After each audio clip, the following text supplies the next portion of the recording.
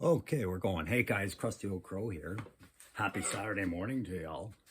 I'm having a great morning so far here. I'm gonna do a custom corner hot mic kind of deal. A split of two things because I want to talk about something with you guys today. Really quick while I work on some hobbies, show you kind of what we're working on, talk to you about a couple things on my mind about what we're gonna do with this channel, and ask for your opinions. Thank you again, all new subscribers who have joined. We're almost at that 300 mark, and that is right around where I wanted to start talking about some stuff about maybe doing some live. So we're going to talk about that really quick about the channel. But before I get started, guys, if I do a live, I'm not saying exactly what time slots I'm looking at. I don't want to bump into other people and not bump into them, but compete for a time slot with any of these other guys. So I'm kind of looking at something. I thought it's something outside the box. Who's up right now? Right now here in Ottawa, it is almost 10 o'clock in the morning on a Saturday morning. And I'm wondering if some of you guys are in a little bit different time zones, 1 or 2 hours difference left or right. Would this be a good time to do a live Saturday mornings with G.I. Crow? We're sitting around like we used to when we were kids. You're eating your cereal, having your coffee, not our age now, but eating your cereal, right? And you're watching your cartoons. And maybe Crow's just a little goofball like guy. He used to be serious, but why be serious now? I'm retired. I'm always up at this time. My cat gets me up at 6:45, and the rest of my family don't get up till well after 9. So I got this time, and I could set up and get ready for a live chat on Saturday mornings around this time frame. Might not be the only time slot I go for, but what would you guys think of a Saturday morning time slot? Is that too early for a lot of people? Do you prefer the evening time slot? I know I could be open to anything, right? Who says I do just one? Anyways, I thought that would be great. But yeah, Saturday morning with Crow cartoons, kind of like the G.I. Crow. I thought that would be funny.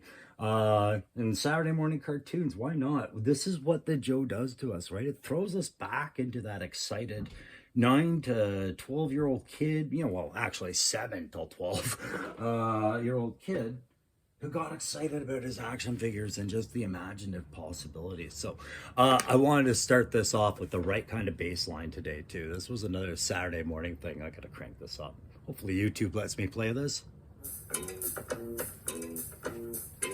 You guys remember that? Oh, I love that. Hey, so what am I working on today, guys? And what kind of stuff do I want to talk about? I got the slideshow here. I don't know why I was about to put that down. I am going to talk about the pack rats for a minute because I am trying to do one right now.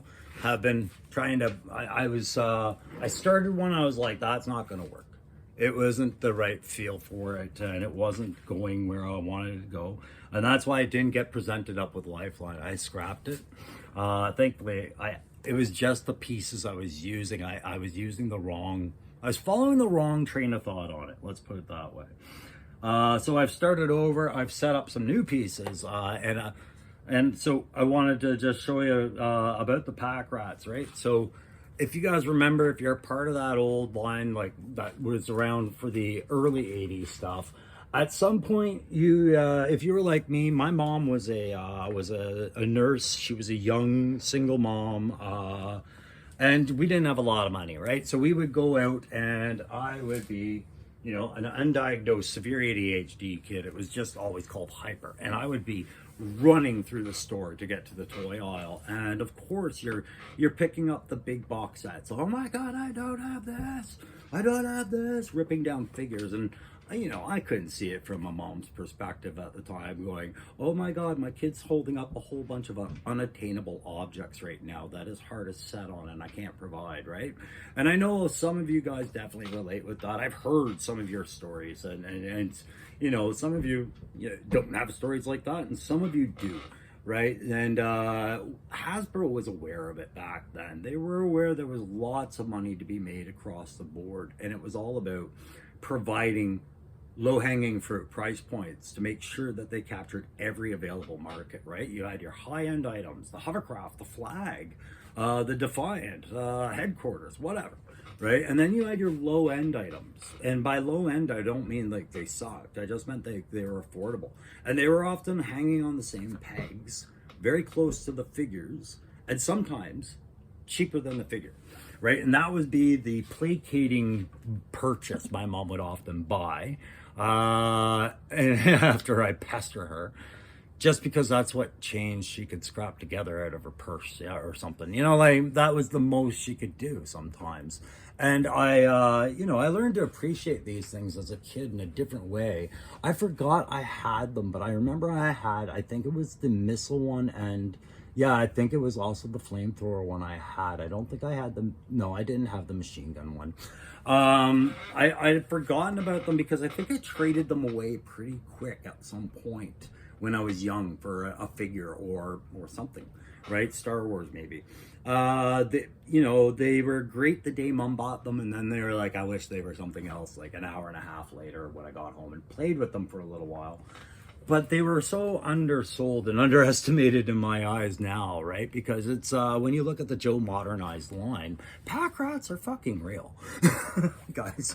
You know, the engineers use them overseas as part of the EOD hostage negotiations. There's 1,000 uses police and other groups use them for, right? And there's, if you go across the ocean down to places like Sweden, Netherlands, Finland, Switzerland, all that, there's a lot of use of they're looking at a lot of aerial drones for search and rescue and recovery. There are a lot of companies that are looking at ways to make flying ambulance drones, things like that. So it's kind of like the pack rat was ahead of its time because it was such an achievable concept, and I'm sure the military had shown them, we are working with these ideas, but the versatility of them is what I wanted to focus on. So I wanted to do one that was made for my Lifeline character, like I said. So I'm working on that today. I'm not going to bother showing it all off. I want to make this a quicker episode, guys. Before I talk about this guy, I'm just going to quickly cover off a quick little glimpse of start to finish on where I was on conversions and where I'm at now, and what I've quickly learned where I need to put some focus, things like that. So you guys remember these guys. Bull was the very first real conversion I ever tried. It was a blank McFarlane Dark Tide figure, which I will never do again. I mean, I have that Crimson Guard Immortal I'm working on from the Chaos variant of it. And I will finish that. It is on the list. It's just not a priority because this figure is not as fun as just flipping these, right? So that is a Rick Flag. Rick Flag Suicide Squad. I learned a lot out of these two right off the beginning steps about... right off the time I was done these two, I noticed that doing a repaint was a lot easier than doing one off the artist's proofs. I thought the artist proofs would be like getting a figure out of a box of the tabletop game stuff, prime it, and it's good to go for paint. That wasn't the case at all. Everything wants to rub off all the time on that, and with these, that's where I started with him and with Night Owl. So with Zap and with Night Owl, that's when I started looking for some tutorials on what the paint problem really stems from, and that was great. Move over to Lady J, or Major J as I called it, and I had to learn a new lesson, which was about joint rub. I was already picking up on that a little bit as I was learning from the other three, but there wasn't as much because this was rub everywhere. That wasn't as big of a problem, and I barely got any paint near the joints on Night Owl. But with her, I had paint all over the joints. And if you look at those elbows inside, you see what I mean about joint rub. Well, sorry, it's not focusing more on. There we go. That was focusing. So I got to pay attention to where the camera is on this phone. And there we go. So joint rub is what I'm talking about here in the elbow grooves. She suffered for it. Steeler suffered for it. I looked up more tutorials again, guys, and this is what I mean. Like, I'm constantly trying to challenge the problem. If I can't think of the actual solution, I'll go look at guys like Aaron the Toy Enhancer and all of those other guys, see if they've dealt with it. Mythic Customs always deals with it. They actually have some really good tutorials on how to get around it, and I'm always looking for more, right? And as I moved down the line, I decided I'm going to start straying into other properties. Like, that's where I was starting to get comfortable and confident, because I was starting to solve problems, and I was realizing my customizations, while they're kind of rough and sketchy, they have potential to get better. Doing the Falcone and things like that. You guys knew where the issues lay on that. Right now, Falcone's biggest issue is I've got to solve how to do balance better. When I want to do an upgrade on a character, I've got to remember where that load is, right? So I talk about features when I'm building my characters. I always add a feature. Well, custom backpacks are that low-hanging fruit when I need something that I put on there that makes it different besides the paint. That's the low-hanging fruit, but weight difference. Oh my gosh, yeah. Anything more you add, if you can't compensate that because your paint's too stiff or your character's too stiff, or you've added so much that there's just no way to balance them unless you lean them all the way forward like snow job. That's what's going on. Yeah, lean back there, Blood. I'll talk about you in a minute. So I learned about, okay, can do those considerations, and then the rest I was just refining more and more lessons until I got along, right? And then these are my last reveals, and you guys know this guy holds a special place in all of it because he really emulates the idea of my end state concept that I imagine my Joes all fall under, right? But I'll quickly, oh Jesus, that 222 almost went down. Shadow tracker. There was a reason, another reason also I wanted to do a very different shadow tracker, guys, is because if I were to just try and do a shadow tracker and keep him kind of true to his image, there was a guy out there that I was feeling like I was just going to end up falling short of a very high mark. And I am talking about a guy I am following now, and just always amazed at his perspective. The way this guy tackles his figures is everything I want to do. He is everything I wanted to do with my figures, right? He's going about it differently with his like stuff, because he's got a different perspective, but he's amazing, guys.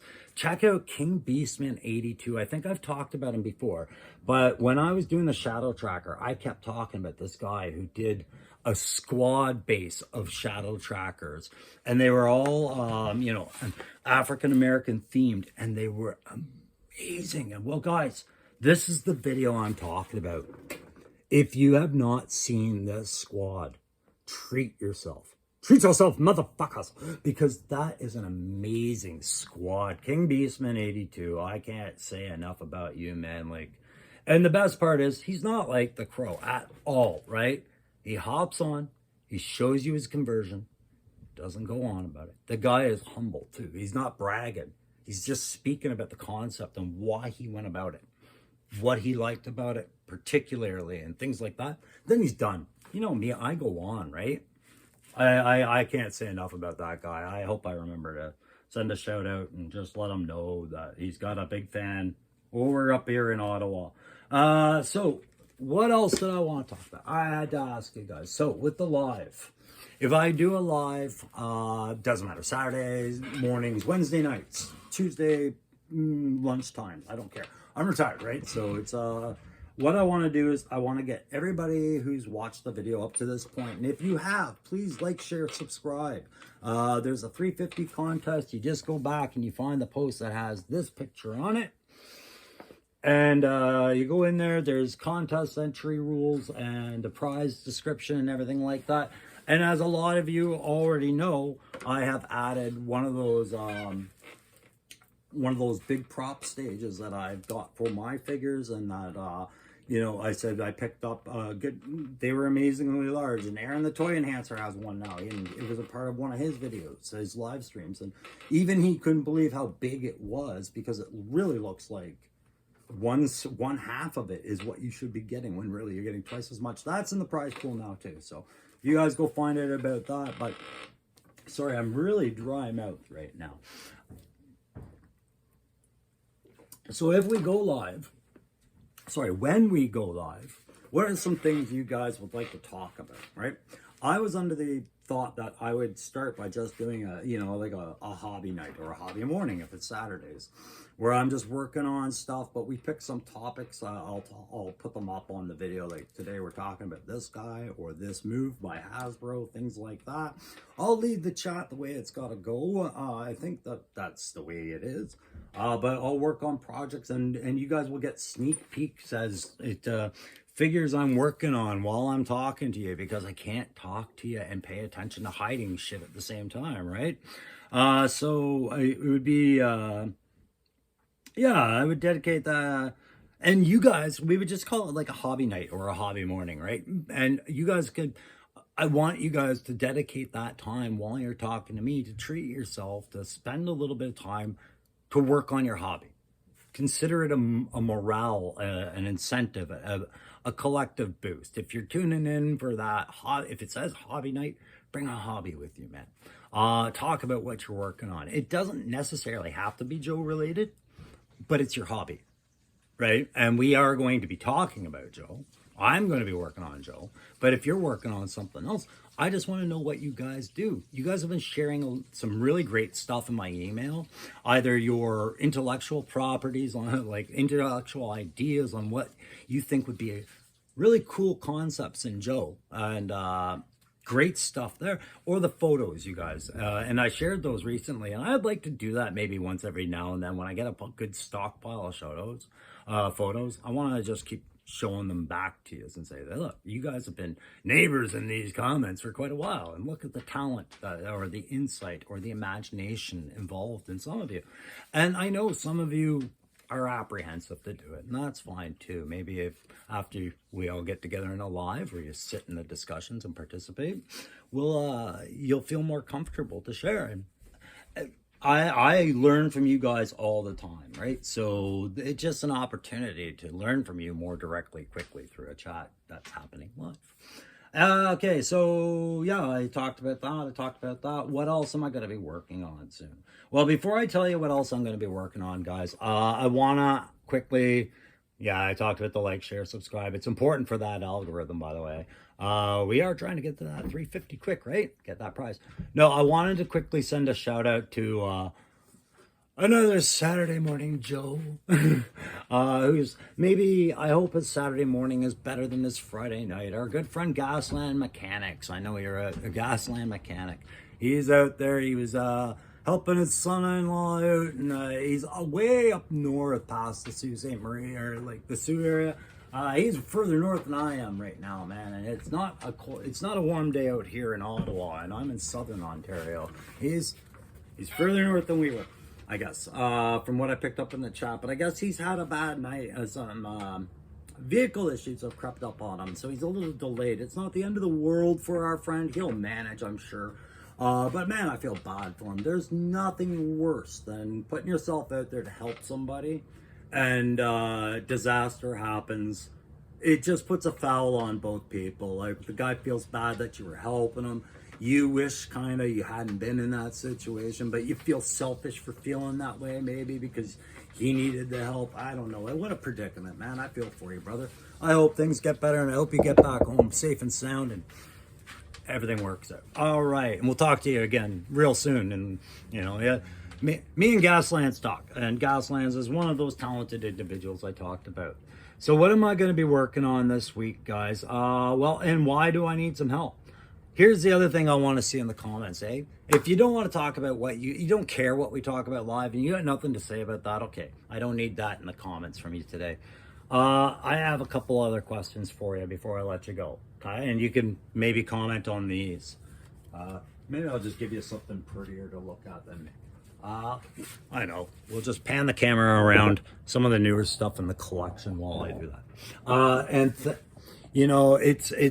This isn't a thing. It's just sometimes I realize you've been staring at me when really there's other things you want to see. Sorry, it's not try and show off my collection. It's just pass the time. Anyways, here's some questions. The one question I would like to see in the comments, if you guys know or have an opinion on it, what if you guys are following 82 to 94? Great. And if that was the only Joe collection you ever had as a kid, that's fine. And if you have no opinion, that's fine too. But some of you guys are younger and you pushed past that. Some of you guys are older, and you collected the other lines, the 98, the 2000s, all that other stuff. And I didn't, right? So you guys can educate me. If I were to work on 2 more characters right now, say 2 Joes, 2 Cobras, a Joe and a Cobra. If I were to do that for my conversions right now, what would be the top 2 Joes or the top 2 Cobras you would recommend I look at to do in a line that happened after 94, right? So you know me, I was really restricted to the 82 to 94, but I did do a big brawler wreckage and a shadow tracker. I mean, shadow tracker is kind of easy to do when you know about them, right? Well, I shouldn't say easy to do, but it wasn't a big dive in research to know about shadow tracker when you're already collecting classified. But what were some favorite characters you guys had that they did in that line? If you have any, I'd like to know that as well. I'll tell you one that I'm gonna look at right now. If you look at bats, okay, and I'm starting to grow on the idea of bats, just because, yeah, I don't have many. I have my Crimson, I have my Arctic. That's about it. Do I want to do some bat customs? Absolutely. So do I need to get some standard bats? Maybe eventually. I don't know. And there's a question about bats and ninjas and what you think of them. And I'm going to focus just on the ninjas later. But as far as the bat goes, I was looking down the line into that 2000 eras. And they had a ninja bat. Now, these images are horrible just because of the way they copied. But, there was some ninja bats that had very techie kind of shit going on, right? And I was looking at this Ironheart that I had picked up, and I'm thinking, there's a ninja bat maybe somewhere in this. Agree or disagree? I mean, it's bats to me are the shark jumping cannon fodder that they are, but they would be a lot of fun to build. But that's the other question I had. Okay, so stepping away from the bats, I mentioned I wanted to ask you guys about ninjas. What do you think about the number of ninjas in G.I. Joe as a line and as a classified line, but also in the lore?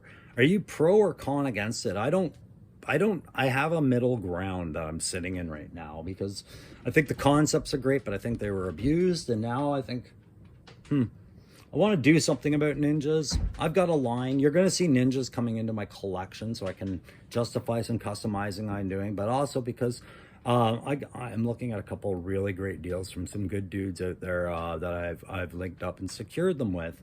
But they're interesting, but I do feel like they're overused. Do you? Yeah. Are you a big fan of ninjas? Like I said, I'm going to make some anyways. To go with the ones I'm buying down the line. And the best part is the guys that I'm dealing with, I'm like, I'll buy this many off you now, and this many off you now, and this many off you then, right? Like, everybody seems to understand when I say I'm retired and I'm trying to do stuff with this for the channel, but I gotta pace myself or else everybody gets it. Because I think every toy collector understands that constant lingering, what's your budget? Stick to it or you're in shit, right? I don't want to be in shit with my wife all the time. Okay. And then, yeah, so I would like to get your opinions on that. And then the last question, if you haven't had any opinions on that, guys, with the growth of Hasbro right now, and they're talking about vehicles, and everybody wants. So they want vehicles, they want accessories, they want more figs, they want this, they want that. How many of you out there are collecting in a space that you control, like your own basement room for it and all of that? Or how many of you enter in a shared space where space is restricted? And as you collect, are you guys starting to running into display lines? Are you displaying them the way you want? I asked because of those pictures I saw from Skullfrog the other day, where he had that nice background on his character, same as Bobby Wold had that table, right? And I'm like, How much space are you guys dealing with? Because I remember Lemmy saying what Lemmy, during his interview with Dan Who, the one that everybody, what's the other line? He was saying that one of the reasons we're not looking at the accessories or the whatchamacallem, accessories or play sets that they did back in the 80s, they're not looking at for the classified line, it was the balance of what you're willing to spend for how much plastic you're getting. And to have these things dedicated for a lot of plastic just to augment the figure would have meant that they were priced, sometimes double the price of a figure. And then wouldn't you rather have two figures, because they are also much larger, and a lot of collectors have restrictive spaces. So that's one of the reasons he gave for not doing them, and that's why there's a real big market for guys here, both who can do 3D printing or build dioramas or do things creatively, because it doesn't look like Hasbro's going to really provide. Man, do I ever appreciate having that free reign. And I know other creators out there that are doing an amazing job. King Beastman, like I said, Aaron the Toy Enhancer, Loki, all you guys taking advantage of it. Isn't it fun? Hey guys, that's going to be it for this hot mic for right now. But I wanted to just get those shout outs. Let me just double check, make sure I asked the questions I needed to ask.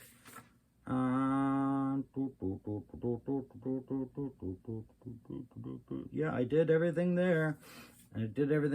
So yeah, hey, in the comments, like I said, top 2 Joes you'd like to see tackled, top 2 Cobras you'd like to see tackled. Be really bonus if you could make them outside that 94 line, because I already know about the 82, 94 and have a list of which ones I want to do and which ones would be well received, I think. But if you don't want to answer that, what do you think of the Ninjas, Injo, pro or con? And what are your space restrictions at home for your collection? Do you have any? All right, guys, I will talk to you when I have something else to show you. Bye.